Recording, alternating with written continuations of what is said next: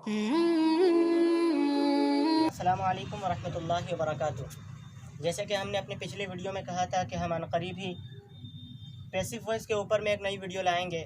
हमने पिछले वीडियो में 12 टेंस के बारे में बताया था जिसका ताल्लुक़ एक्टिव वॉइस से था। हमारी आज की ये वीडियो पैसिव वॉइस के बारे में है। इसमें हम आपको बताएंगे कि पैसिव वॉइस के बनाने का स्ट्रक्चर क्या है और कैसे बनाया जाता है। तो चलिए बग़ैर किसी तमहीद के हम वीडियो को शुरू करते हैं। आइए देखते हैं। तो सबसे पहले आप देखिए कि वॉइस की दो किस्में होती हैं। वॉइस दो तरह के होते हैं, एक एक्टिव और एक पैसिव। एक्टिव वॉइस और पैसिव वॉइस किसे कहते हैं, तो चलिए हम आपको बताते हैं कि जिस काम में या जिस वाक्य में जुमले में कर्ता यानी फ़ाइल काम करने वाला मौजूद हो तो वो हमें एक्टिव वॉइस कहा, उसको हम एक्टिव वॉइस कहते हैं। और जिसमें काम करने वाला मौजूद ही ना हो बल्कि जिस पर काम किया गया है उसको बताया जा रहा हो तो उसे हम पैसिव वॉइस कहते हैं। जैसे आपको एक साधारण सी मिसाल देता हूँ कि हामिद ने राशिद को मारा, तो इसमें मारने वाला भी मौजूद है और जिसे मारा गया वो भी मौजूद है। मारने वाला मौजूद है इसीलिए इसे हम एक्टिव वॉइस कहेंगे। लेकिन अगर हम ये बोलें कि हामिद को मारा गया, अब मारने वाले का हमें पता नहीं है, तो इसी को हम पैसिव वॉइस कहेंगे। तो हमने जो 12 टेंस पढ़ा था वो हमारा एक्टिव वॉइस के ऊपर था। लेकिन पैसिव वॉइस के बनाने का तरीक़ा क्या है, तो सबसे पहले जान लें कि पैसिव वॉइस के लिए सिर्फ 7 ही टेंस आते हैं। 3 प्रेजेंट से और 3 पास्ट से और 1 फ्यूचर से। परफेक्ट कंटिन्यूअस नहीं आता है। तो प्रेजेंट के 3 आते हैं, इंडिफिनाइट, कंटिन्यूअस और परफेक्ट। और पास्ट के भी 3 हैं, इंडिफिनाइट, कंटिन्यूअस और परफेक्ट। और फ्यूचर का सिर्फ एक ही आता है, इंडिफिनाइट। तो आपके इस नक्शे में तीनों लिखा गया है, जो प्रेजेंट, पास्ट और फ्यूचर है। इन तीनों का जो इंडिफिनाइट है वो आपके इस बोर्ड में दिया गया है, लिखा गया, आप देख सकते हैं।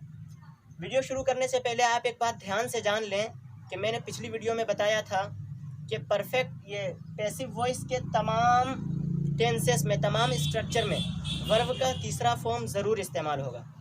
वर्ब का तीसरा फॉर्म ही इस्तेमाल होगा, उसके अलावा और कोई दूसरा फॉर्म या पहला फॉर्म नहीं लगेगा।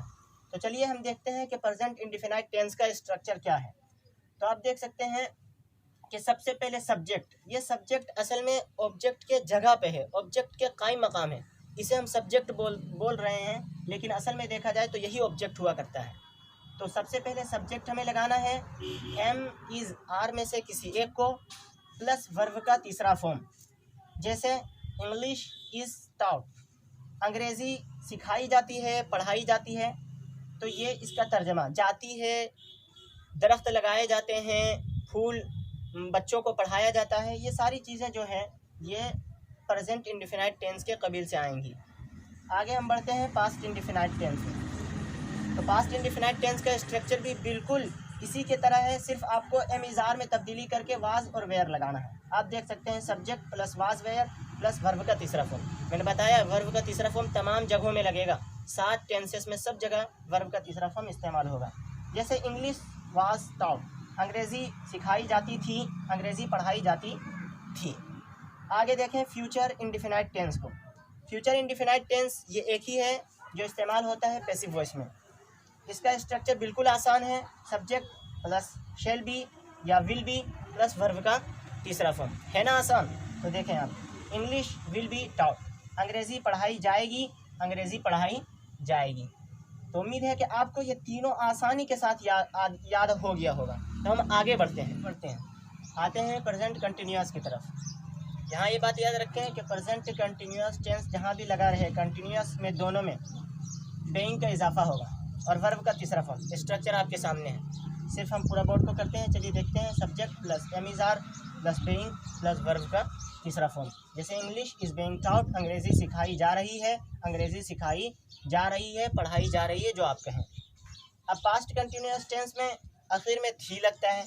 जैसे इसका स्ट्रक्चर भी बिल्कुल आसान है, subject plus was were plus being plus verb का तीसरा फॉर्म। जैसे इंग्लिश वाज बेइंग टॉट, अंग्रेज़ी सिखाई जा रही थी या अंग्रेज़ी पढ़ाई जा रही थी। तो ये आपके सामने प्रेजेंट कंटिन्यूअस और पास्ट कंटिन्यूअस टेंस का स्ट्रक्चर और उसकी मिसालें हैं। तो हम आगे बढ़ते हैं प्रेजेंट परफेक्ट और पास्ट परफेक्ट की तरफ। क्योंकि फ्यूचर का कंटिन्यूअस और परफेक्ट नहीं आता, लिहाजा हमने इंडिफिनाइट अभी पीछे पहले ही पढ़ के आए हैं। आगे बढ़ते हैं प्रेजेंट परफेक्ट की तरफ। प्रेजेंट परफेक्ट का स्ट्रक्चर आप देखते हैं कि सब्जेक्ट प्लस हैव या हैज़ बीन प्लस वर्ब का तीसरा फॉर्म। जैसे इंग्लिश हैज़ बीन टाउट, अंग्रेज़ी पढ़ाई गई है या अंग्रेज़ी पढ़ाई जा चुकी है। परफेक्ट का तर्जमा हम दो तरह से कर सकते हैं, गई है, जा चुकी है, क्योंकि परफेक्ट के माना ही आते हैं मुकम्मल करना या मुकम्मल होना। जिस वाक्य से किसी काम के तकमील का पता चलता है उसे हम परफेक्ट कह सकते हैं। इसी तरह से पास्ट परफेक्ट का स्ट्रक्चर भी बिल्कुल आसान है, आपको सिर्फ हेड के बाद बीन लगाना है। बाकी स्ट्रक्चर एक्टिव वॉइस में की ही तरह रहता है। आप अगर देखें इन दोनों जुमलों में तो आपको पता चलेगा कि परफेक्ट का स्ट्रक्चर इधर भी और इधर भी बिल्कुल एक्टिव वॉइस के स्ट्रक्चर की तरह है, सिर्फ फ़र्क बीन का है कि अगर आप बीन लगा देते हैं तो ये प्रेजेंट परफेक्ट बन जाएगा, और अगर आप हेड के बाद बीन लगा देते हैं तो ये पास्ट परफेक्ट बन जाएगा। और अगर आप बीन को हटा दें, यहाँ से बीन को हटा दें तो ये पास्ट परफेक्ट बन जाएगा लेकिन एक्टिव वॉइस में। यहाँ से अगर आप बीन को हटा दें तो ये प्रेजेंट परफेक्ट बन जाएगा लेकिन एक्टिव वॉइस में। और हम बात कर रहे हैं पैसिव वॉइस की। तो आगे बढ़ते हैं पास्ट परफेक्ट के स्ट्रक्चर की तरफ। तो आप देखें subject plus had been plus verb का तीसरा फॉर्म। जैसे इंग्लिश हैड बीन टाउट, अंग्रेज़ी पढ़ाई गई, अंग्रेज़ी पढ़ाई जा चुकी थी। आप पास्ट परफेक्ट और प्रेजेंट परफेक्ट के दरमियान में अगर गौर से देखें तो आपको एक फ़र्क दिखाई देगा कि प्रेजेंट परफेक्ट के तर्जमे में हम है लगाते हैं। जैसे अंग्रेज़ी पढ़ाई गई है तो ये प्रेजेंट परफेक्ट हो गया, और अगर हम है नहीं लगाएं और सिर्फ ये कहें अंग्रेज़ी पढ़ाई गई, है ना लगाएं, तो ये पास्ट परफेक्ट बन जाएगा। सिर्फ है की वजह से प्रेजेंट और पास्ट के दरमियान में फ़र्क हो जाता है। तो आप इस फ़र्क को अपने जहन में रखें, तब अंग्रेज़ी आपकी सही और साफ़ बनेगी। आई होप आपको ये सारी चीज़ें याद हो गई होंगी और समझ में आ गई होंगी। अगर आपको ये सारी चीज़ें समझ में आ गई हैं तो हमें कमेंट करके ज़रूर बताएं, और अगर आपको कोई डाउट है तो उसे भी आप कमेंट करके ज़रूर बताएं।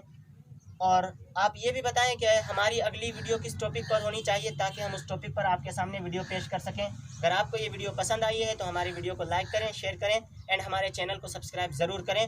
खुदा हाफिज़, फ़ी अमानिल्लाह।